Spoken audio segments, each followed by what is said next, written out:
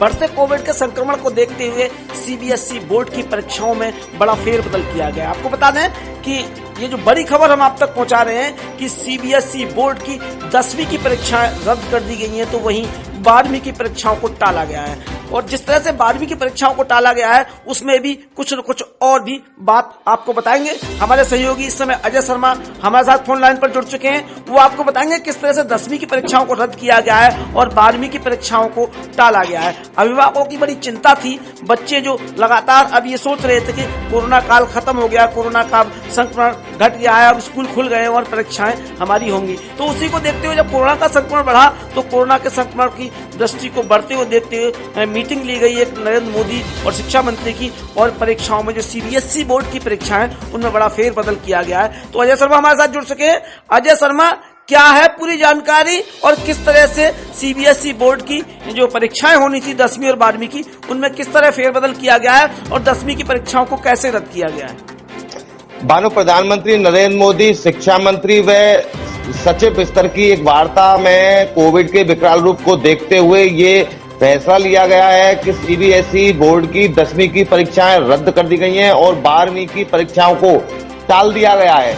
12वीं की परीक्षाओं के विषय में अगली जो मीटिंग होगी वो 1 जून को होगी, और जब भी परीक्षाएं 12वीं की होंगी 15 दिन पहले नोटिस बोर्ड पर सूचनाएं चस्पा कर दी जाएंगी।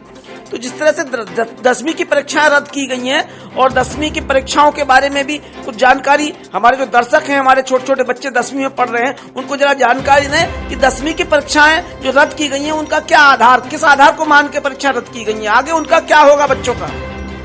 भानु, इसमें आधार ये है कि ये 10वीं की परीक्षाओं में जो परफॉर्मेंस है, जो उनके नंबर हैं, उनके लिए सीबीएसई बोर्ड ही तय करेगा, उनके पिछले परफॉर्मेंस के हिसाब से ही तय करेगा। अगर उसके बाद भी किसी छात्र को अपने कम नंबरों को लेकर कोई असमंजस की स्थिति है या कोई आपत्ति है तो उस छात्र की दोबारा परीक्षाएं कराने का प्रावधान भी है। दोबारा परीक्षाएं कब दे सकता है छात्र? जब ये कोविड काल ये जब शांति में आ जाएगा तो उसके बाद ही होगा, लेकिन अब तो लग रहा है सब जून के बाद ही होगा।